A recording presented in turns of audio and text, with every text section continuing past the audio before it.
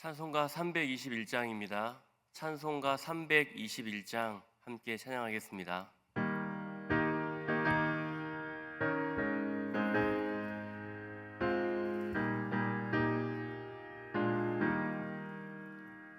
날 대속하신 예수께 내 생명 모두 드리니 늘 진실하게 하소서. 내 구주 예수여, 나 구주 위해 살리라. 내 기쁨 한량 없으리. 내 갈 길 인도하소서. 내 구주 예수여, 날 구원하신 예수를 일평생 의지하오니 날 영접하여 주소서. 내 구주 예수여, 나 구주 위해 살리라. 내 기쁨 한량 없으리. 내 갈 길 인도하소서. 내 구주 예수여, 주 십자가에 달리사 날 자유하게 했으니 내 몸과 마음을 주 위에 다스게 하소서. 나 구주 위해 살리라. 내 기쁨 한량 없으리. 내 갈 길 인도하소서. 내 구주 예수여.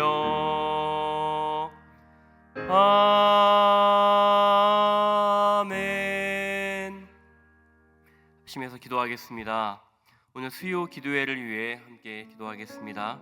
말씀 전하시는 오늘 강현수 목사님을 위해 기도해 주십시오. 또한 오늘 담임 목사님과 교역자들을 위해 기도하겠습니다. 담임 목사님과 교역자들에게 성령의 충만함을 더하여 주셔서 하나님께 맡겨진 사역을 잘 감당할 수 있도록 위해 기도해 주시기 바랍니다. 열정과 감동으로 예배드리는 우리 교회 비전을 위해서도 이 시간 합심해서 함께 기도하겠습니다. 참 좋으신 아버지 하나님, 오늘 수요일입니다. 우리 온 성도들이 또한 수요 기도회로 함께 모입니다. 찬양을 준비하고 또 말씀을 준비하고 또 말씀을 듣기 위해 우리가 이 자리에 나오게 하여 주옵소서.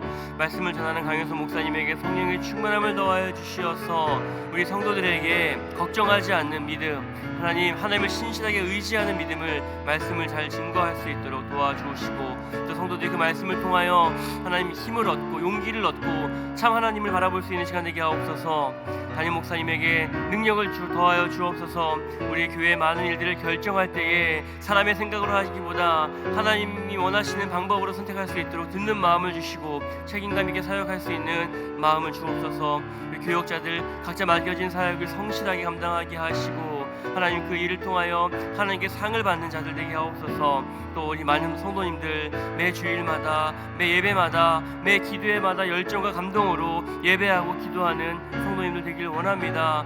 우리가 하나님이 우리에게 주신 사랑을 힘입어 그 사랑으로 사랑의 감동을 받아 하나님을 섬기기를 원합니다. 내 힘으로 하는 것이 아니라 하나님이 주시는 감동으로 하게 하여 주시고 성령께서 역사하시는 그 일하심으로 따라 순종하게 하옵소서. 우리가 있는 곳에서 날마다 겸손의 열매가, 사랑의 열매가 맺어지게 하여 주시옵소서. 예수 그리스도의 이름으로 기도드립니다. 아멘. 고린도전서 9장 12절 하반절부터 18절까지 말씀을 함께 읽겠습니다. 고린도전서 9장 12 하반절입니다. 18절까지 한 절씩 교독하고 마지막 18절은 같이 읽겠습니다. 12절 하반절 중간부터 제가 읽겠습니다. 그러나 우리가 이 권리를 쓰지 아니하고 범사에 참는 것은 그리스도의 복음에 아무 장애가 없게 하려 함이로다. 성전의 일을 하는 이들은 성전에서 나는 것을 먹으며 제단에서 섬기는 이들은 제단과 함께 나누는 것을 너희가 알지 못하느냐. 이와 같이 주께서도 복음 전하는 자들이 복음으로 말미암아 살리라 명하셨느니라. 그러나 내가 이것을 하나도 쓰지 아니하였고 또 이 말을 쓰는 것은 내게 이같이 하여 달라는 것이 아니라 내가 차라리 죽을지언정 누구든지 내 자랑하는 것을 헛된 되로 돌리지 못하게 하리라. 내가 복음을 전할지라도 자랑할 것이 없음은 내가 부득불 할 일임이라. 만일 복음을 전하지 아니하면 내게 화가 있을 것이로다. 내가 내 자의로 이것을 행하면 상을 얻으려니와 내가 자의로 아니한다 할지라도 나는 사명을 받았노라. 함께 읽겠습니다. 그런즉 내 상이 무엇이냐? 내가 복음을 전할 때에 값없이 전하고 복음으로 말미암아 내게 있는 권리를 다 쓰지 아니하는 이것이로다. 아멘.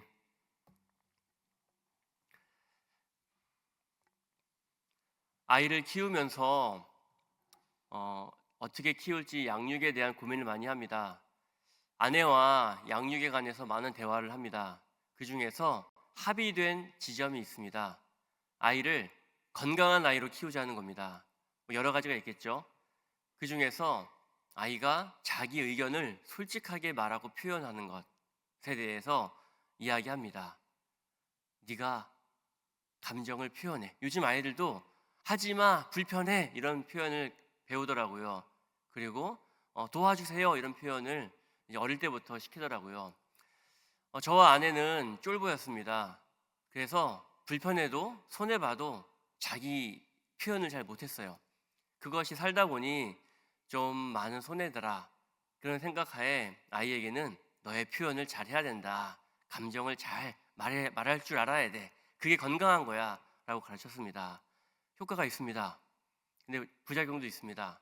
아이가 친구들한테는 잘 말을 못해요. 근데 엄마 아빠에게는 너무 표현을 잘합니다. 싫어, 먹기 싫어, 하기 싫어, 이거 할 거야, 저거 할 거야. 그래도 이것이 훈련이겠거니 하면서 아이에게 가르칩니다. 오늘 성경 말씀을 보면 자기 표현을 하는 것, 자기 주장을 하는 것이 옳음에도 불구하고 그것보다 더 큰 가치가 있다는 것을 말씀에서 알려줍니다. 어제 최효선 목사님께서 잘 바울의 자기 권리 포기에 대해서 잘 이야기하셨는데요. 어제 본문에 이어서 오늘 본문도 동일한 내용을 하고 있습니다. 당시 고린도에는 돈을 받고 가르침을 주는 순회 철학자들이 있었습니다. 이들은 지식을 줬고 그거에 대한 합당한 값을 받아 생활하는 자들이었습니다. 실제로 성전에서 일하는 자들은 성전에서 나는 것을 먹었고 제단에서 일하는 자들은 제단을 통해서 먹을 것을 얻어 살았습니다. 마땅히 받을 권리입니다.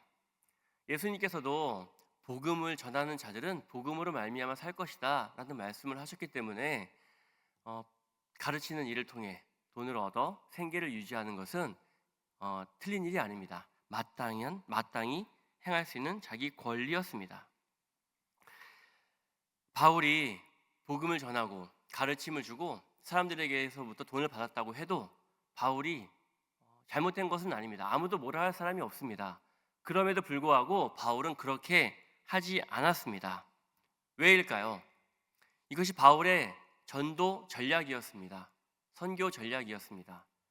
바울은 사람을 얻고자 했습니다. 사람들에게 지식을 전하고 그들에게 가르치는 것뿐만이 아니라 복음을 전하는 것을 통해 그 복음이 말하는 바를 통해 그 사람들을 얻고자 했습니다. 믿는 자들을 얻고자 했습니다.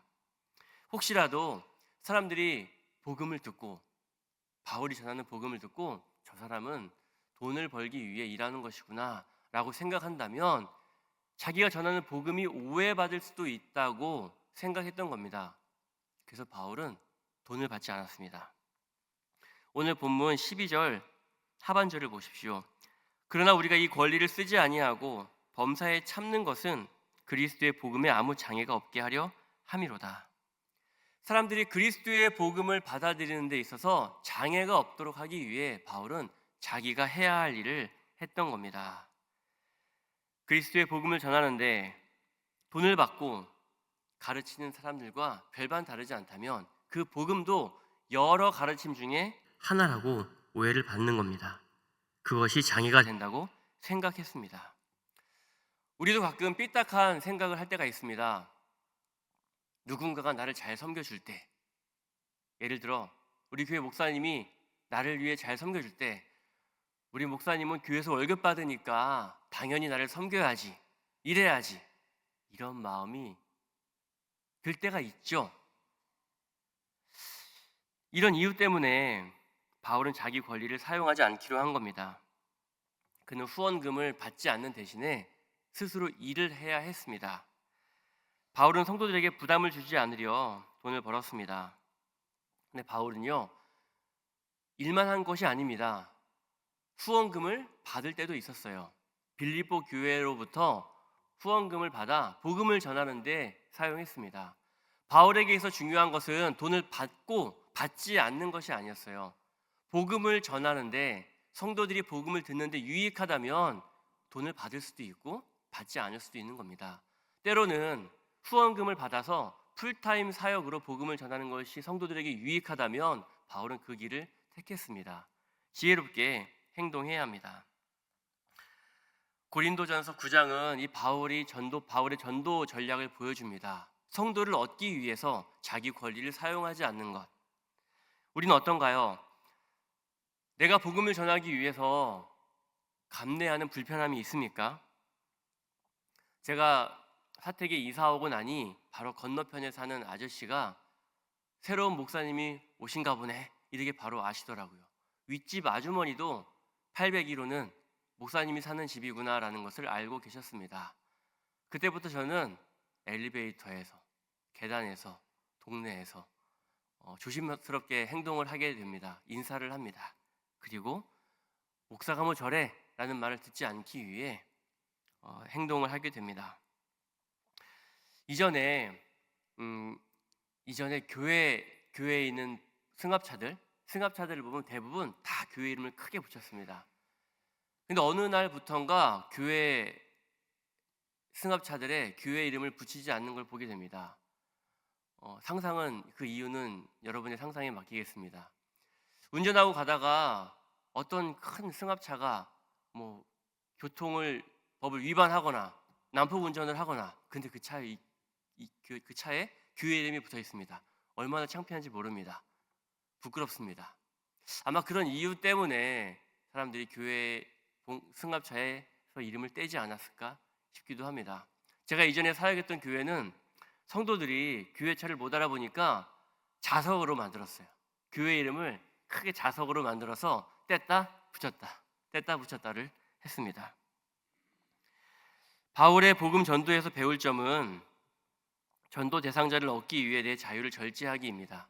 이 자유를 절제하는 것을 다른 말로 표현하면 자기 유익을 구하지 않는 것, 자랑하지 않는 것, 교만하지 않는 것, 즉 고린도전서에서 말하는 사랑의 태도입니다. 예를 들어 전도하고 싶은 사람이 있어요. 근데 이분이 미용실 사장님입니다. 미용실에 갑니다. 조금 비싸도 가요. 머리를 했죠. 마음에 들지 않을 때 어떡하시겠습니까?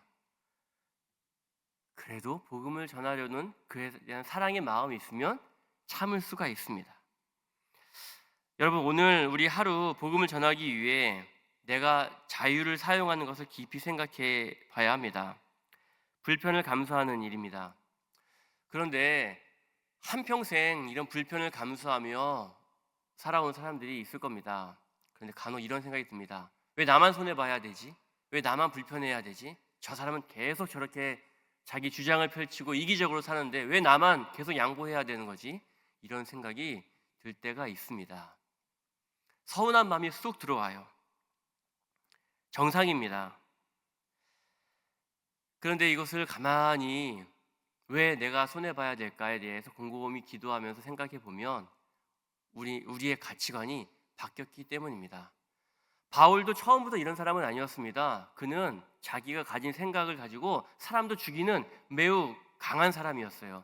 그런데 그 안에 예수 그리스도께서 들어오셨고 죄인이었던 나를 위해 죽으시고 부활하신 예수께서 내 안에 계시니 그의 행동이 바뀐 겁니다. 새로운 가치관이 들어왔고 새로운 세계관이 열려서 다른 삶을 살게 된 겁니다.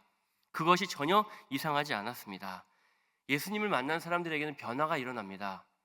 자기의 욕심으로만 살던 사람이 새로운 사람으로 바뀐 거죠. 우리 주위에 큰 병을 얻었다가 고침받은 사람들을 만나게 됩니다. 이분들의 삶을 보세요. 나만 위해 사나요? 아닙니다. 다시 하나님이 나에게 새로운 생명을 주셨으니 나는 이제 나만 위해 사는 것이 아니라 타자를 위한 삶을 사는 모습들을 보게 됩니다. 변화가 일어난 것이죠. 그리스도인은 죄로 인해 죽었다가 예수 그리스도로 인해 다시 생명을 얻은 사람입니다. 영생을 얻은 사람입니다. 영생은, 생명은 힘입니다. 활력입니다. 즐겁게 살아가는 기쁨입니다. 그 기쁨의 삶을 살아가는 과정 속에 이렇게 자기 권리 포기, 나의 유익을 구하기보다 다른 사람의 유익을 구하는 모습들이 나타나는 것입니다. 이것은 열매로 나타나게 됩니다. 사랑하는 성도 여러분, 오늘 우리는 오늘 하루를 살아갈 때 이 그리스도인으로 사는 이 기쁨을 어떻게 발현해 나갈지에 대한 그런 모습들이, 그런 걸 고민해야 하는데요. 바울은 오늘 15절 이후로 이런 이야기를 합니다. 자기는 자랑거리가 있다는 거예요. 근데 그 자랑의 이유가, 자랑거리의 내용이 뭐냐면 복음을 전하는 데 있어서 내 권리를 사용하지 않았다는 게 자랑거리입니다. 바울의 이 논리를 잘 보면 복음을 전하는 것은 하나님이 내게 맡겨주신 사명이기 때문에 자랑할 것이 없다라는 거예요. 오히려 내가 받은 사명을 하지 않으면 그것은 오히려 하나님께 혼나야 될 일이지 자랑할 거리가 아니다. 그런데 자랑할 거리는 무엇이냐? 복음을 전하는데 내 권리를 사용하지 않는 것. 이것은 바울의 선택이었습니다. 하나님이 주신 은혜였죠. 바울은 그것을 하나님 앞에 자랑할 수 있다는 것이었습니다. 그리고 이것은 그의 교만함이 아니라 하나님이 내게 주신 상이다라고 했어요. 하나님이 내게 주신 은혜다. 바울도 생각했을 겁니다. 내가 어떻게 이렇게 바뀌었을까? 내가 어떻게 이런 선택을 할 수 있을까? 자기에게서 나온 것이 아닙니다. 내 안에 사시는 그리스도께서 이 일을 하도록 나를 움직이시는 겁니다. 성령의 열매가 맺혀지는 겁니다. 그러니 그는 하나님이 내게 상을 주셨다라고 고백한 겁니다. 사랑하는 성도 여러분, 우리가 그리스도의 죽음과 부활로 생명을 얻었다는 사실을 믿을 때 우리 안에는 생명이 있습니다. 기쁨이 있습니다. 활력이 있습니다. 우리가 이렇게 하나님이 내게 주신 선물에 그 은혜에 감격하면서 내 VIP를 섬기죠. 내 주장을 포기하고 전도 대상자를 위해 애쓸 때 그 모습은 하나님이 나의 왕이시라는 증거이며 성령이 내 안에서 일하시는 역사입니다. 하나님이 나를 사랑하셔서 내게 이 상을 주실 때 그 받은 상으로 기뻐할 수 있는 하루 되시길 바랍니다. 그리고 그동안 복음을 전하기 위해 애쓰고 포기하고 양보해 오셨던 그런 모습들이 여러분 안에 계시다면 그동안 나를 위해 계속 선물을 주셨던 그 하나님 앞에 감사할 수 있는 하루가 되기를 진심으로 소원합니다. 기도하겠습니다. 사랑과 은혜가 풍성하신 하나님 아버지, 오늘 말씀을 통해 바울이 복음을 전하기 위해 자기의 권리를 내려놓았음을 보게 하시니 감사합니다. 우리는 종종 내가 옳았다는 것을 증명하려고 하고 내 권리를 주장하는 데 마음을 쏟습니다. 그러나 바울은 옳음을 넘어 생명을 선택했습니다. 우리도 그런 믿음을 갖게 하여 주옵소서. 주님께서 맡기신 가정과 일터, 학교와 목장 가운데서 복음을 위해 기꺼이 불편을 감수하게 하옵소서. 사랑하기 위해 내 자유를 절제하게 하시며 사람을 얻기 위해 내 권리를 내려놓을 수 있는 넉넉한 마음을 주옵소서. 오늘 우리에게 구원의 기쁨을 회복시켜 주시고 십자가의 은혜에 감격하는 마음으로 하루를 살게 하옵소서. 예수 그리스도의 이름으로 기도드립니다. 아멘.